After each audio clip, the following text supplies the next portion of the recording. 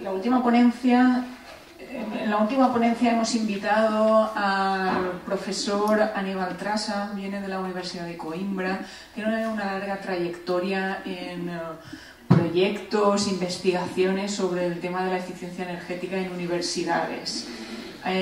Para nosotros, bueno, personalmente, en nombre de la empresa, quería dar gracias, ¿no? Dar las gracias a Anibal por estar hoy aquí, hacernos partícipes de todo su conocimiento, y sí que me gustaría destacar una cosa.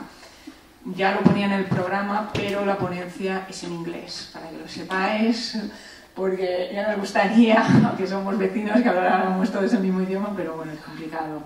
Así que doy paso a la ponencia de Anibal, pero antes Carlos quiere hacer un comentario. Sí, first I would like to introduce my friend Anibal. I appreciate very much you coming here to share with us your experience on efficiency. Anibal is an old friend and professor in electrical engineering, and he has a lot of experience in projects in Europe and in the USA about efficiency. Okay, Anibal, thank you for coming, and go ahead. Gracias, Carlos. Buenos días. Infelizmente eu não hablo espanhol, compreendo, pero hablar es más complicado, so I will speak in English. I want to thank Carlos for inviting me to come to this workshop. I want to congratulate him for his work and for creating a spin-off. I think it's always good that you see this type of initiatives. I will try to give a brief overview of energy efficient projects which we are carrying out, with particular emphasis on international projects. Lighting is another area where there are many savings. I see this room has good lighting technology. T5 with electronic ballast is good, but it's no longer the best. Basically, we moved through 3 generations of lamps. Edison lamp 120 years ago, incandescent lamp. Then we had discharge lamps, which have been progressively improved over last century. So we could say that the last half of last century was the century of discharge lamps. And now we are coming to a new technology, which is solid state lamps, the so-called LEDs, light emitting diodes. And the potential for this technology is really absolutely super, not only in terms of efficiency but also lifetime. A good product of this technology can really have an outstanding performance. So this technology took a little time to come to the market. LEDs were invented maybe 40 years ago. So first we saw the red LEDs, then the greens, the yellow, green, and then only more recently white. And what was missing was the blue LED. And the blue LED was of the most important inventions of the last part of 20th century. It was a Japanese which was forbidden by his company to do this research. But he was smart and he believed, and he made. So white light now is possible with LEDs, and even you can do better than that. You can have different temperature, different color temperature. You can replicate the solar white, cooler white, and you can replicate warm colors, going say from 3000 Kelvin to 6000 Kelvin, depending on what you want. And what you want is different. If you are lighting an avenue with high traffic, what you want to optimize is the visual performance of people. And the visual performance of people is best with high color temperature, with 6000 Kelvin.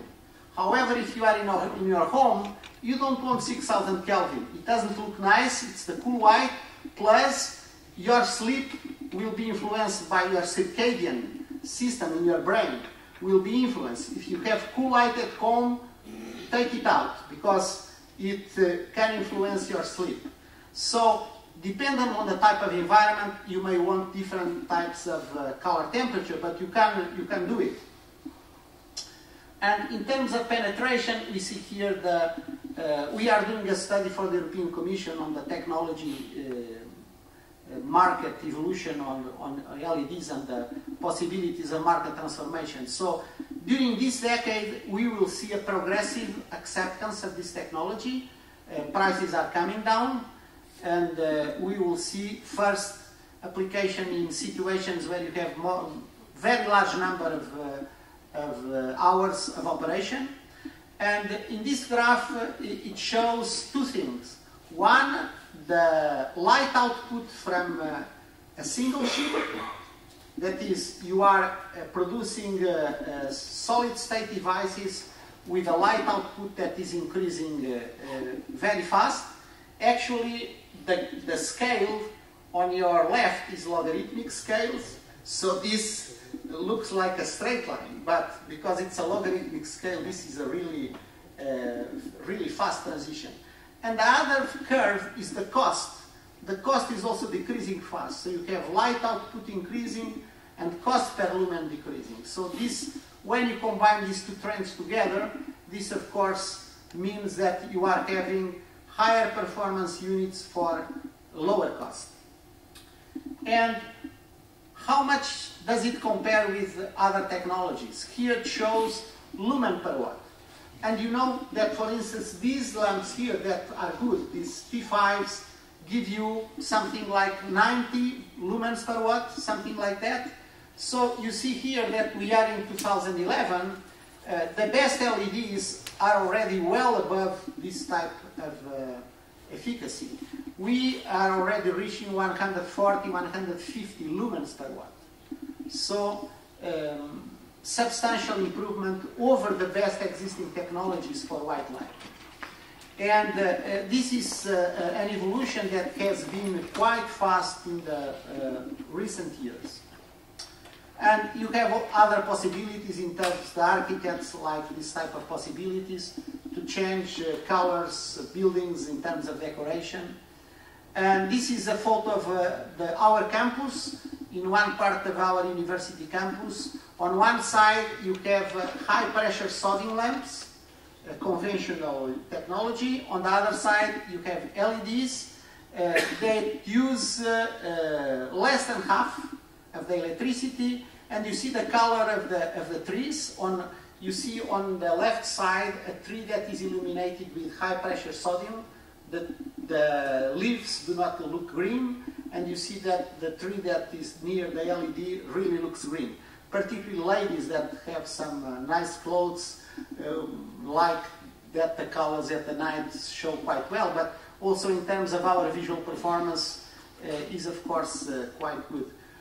These luminaires were developed in collaboration with my institute, and we have now a project with them to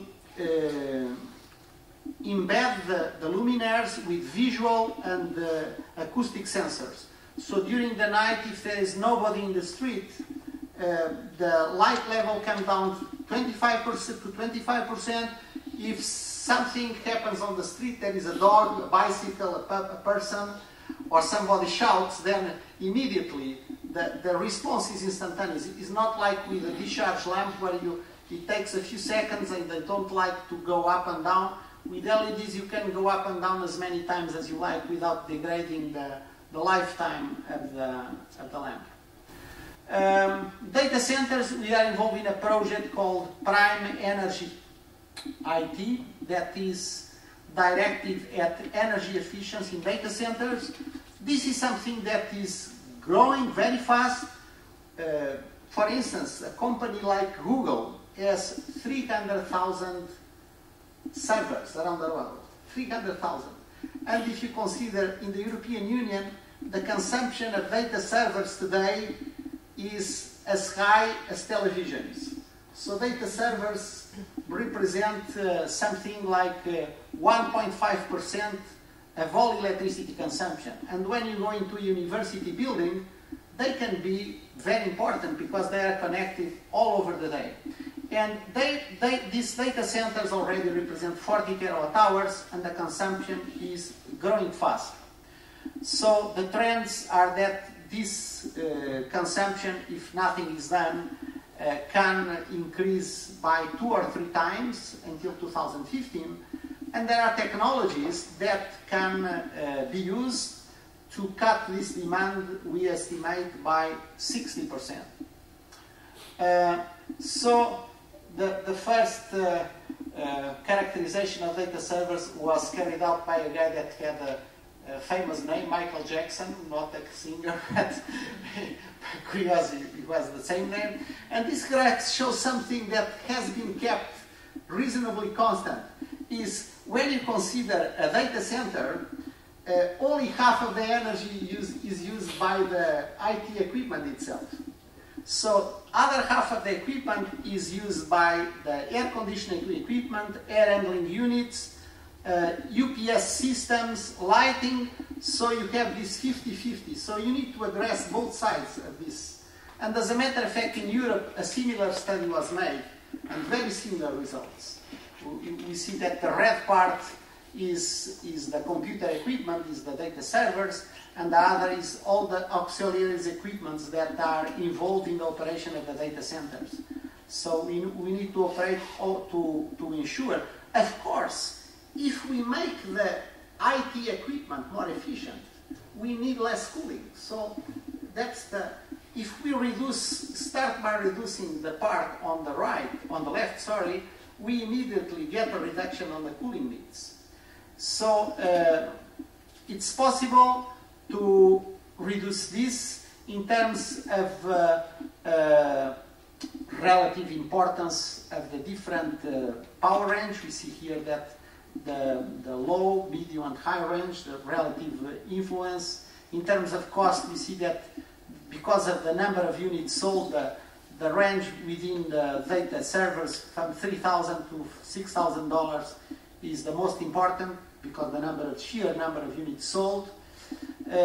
Of course, when you consider this type of units, Google has a criteria that when they buy a server, they only buy if the power supply of the server is more than 90% efficiency and the server has energy management capabilities. So these type of users that know about the cost, they already are specifying high performance units. So we can typically reduce, on the IT side, it's thought that about 60% of the consumption of the data centers can be reduced.